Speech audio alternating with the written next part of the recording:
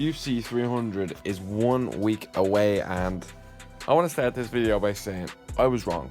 I was wrong about 300. I was wrong. I spent the last few weeks and months completely slandering 300 on this channel, and I literally made a video. UFC 300 is a disgrace to the sport. And do I think 300 is as good as I was expecting or should have been? No. But is UFC 300 as bad as I was saying? No. And I'm gonna say why. So obviously, fights made the way onto the card as time went along. The main event, I never spoke about it. Money Moicano versus Jalen Turner, the main event. I'm only messing, but Pereira versus Jamal Hill is the main event. I never made a video on it because I didn't really know how I felt about the fight. I do think Pereira is going to knock Jamal Hill out. I rewatched Jamal Hill versus Glover. Jamal Hill's boxing is very good, but Jamal Hill is very, very open.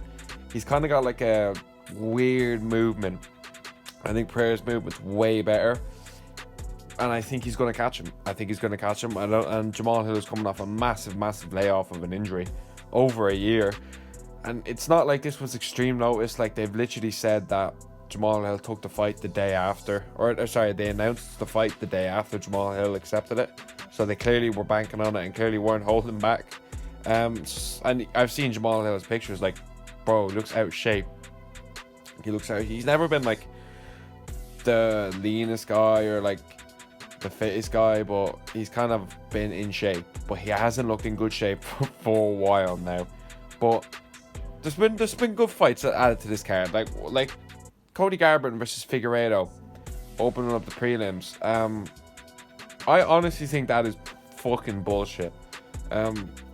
They say, oh, look at the first fight of the night. It's Cody versus Figueiredo. But then you have like Jessica Andrade later on, and Holly Holm and all, and then Kayla Harrison and all. Like, they're all later on, and Bo Nickel all later on the card.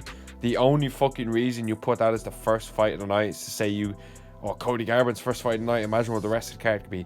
That's the only reason you did that. It's the only reason you did that. It's not because it deserves to be there. It deserves to be on the main card, to be honest with you, over fucking Bo Nickel, which is an absolute disgrace that he's on the fucking main card. And even I don't think he even thinks he should be on the main card. The fact he is after Charles Oliveira versus Armins. Bo Nickel opening up the main card, not a fan, but it's okay. Like, if the bout order I saw was correct, Bo Nickel is ahead of Charles Oliveira. Let that sink in. One of the greatest lightweights ever. Alright, one of the greatest fighters ever. In his prime, a fan favourite, fighting one of the hungriest and this is an epic matchup between him and Armin Tsarukyan. And I still think Charles is going to knock him out. It's still close, but I think Charles is going to win this fight. I think Charles is going to win that fight. Obviously, Bo Nickel's good in that fight, but honestly, I've been sleeping on a few bangers like Sterling Cater. I never really appreciated that fight when it first got announced, but the more I think about it now, I wouldn't say two of my favourite fighters, but two fighters I'm quite a fan of. Cater's back from his layoff. Sterling's coming up to 145. You know, it's a good scrap. And then Moicano, one of my favourite fighters in the sport, in history of the fucking promotion, stepping up to fight Jalen Turner. Turner's gonna smoke him. Turner's gonna fucking beat him up, but still, you know, we'll hope. Because if he beats Turner, I think he is in good position there for someone like maybe like a Fiziev or a Gamrot next, someone like that. I don't know, but someone like that.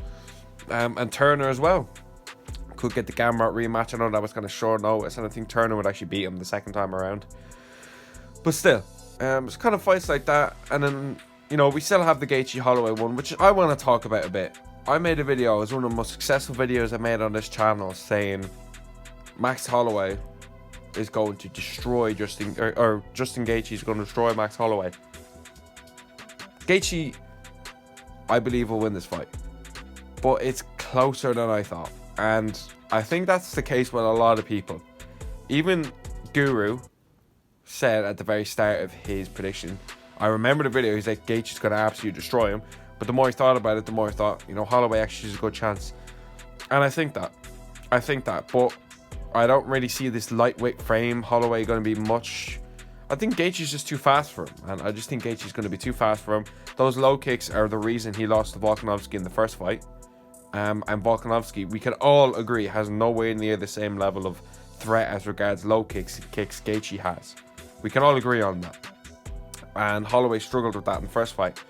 Now, he's going to be more prepared than when he fought Poirier the first time, which was his lightweight kind of trial, I guess you could call it. But still, Holloway's got a chance in this fight, and I think Holloway as an underdog is actually a very good bet.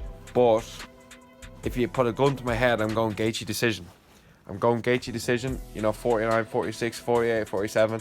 It's not going to be the dismantling I thought, but it just kind of fucks the whole division up, because I want, if the winner of Charles versus Arman is going to fight Islam, that's confirmed. But if Gaethje or Holloway win, they're kind of the odd man out. And then Poirier's back in the mix as well. They do a Poirier trilogy for Max or Gaethje. They do Poirier versus, you know what I mean? Who does Poirier fight next? The only thing I can think of is that Poirier fights Islam during the summer, and then Islam fights at the end of the year versus the winner, and then maybe the start of the year with the other winner, if that makes sense. So he fights Poirier, then he fights the winner Charles versus Arman, then he fights the winner Gaethje Holloway. But then again, if Holloway wins, he's not going to sit around. He's going to go straight back down. And if he does win, he will fight Ilya straight away. That's the thing. So it might actually be a bad thing for Max winning this fight. A lot of people might think, oh, what's he going to do? But if he beats Gaethje, 100% he's going to fight Ilya Poirier next. 100%. So it could be a good move for Max, because he could actually get a title shot in featherweight from a lightweight win, which is kind of a weird thought to think about, but it's actually the most possible and realistic option at the moment. But yeah, UFC 300. This isn't my official prediction for this card, but I just wanted to come on and kind of talk about it a little bit more, since it is fight week.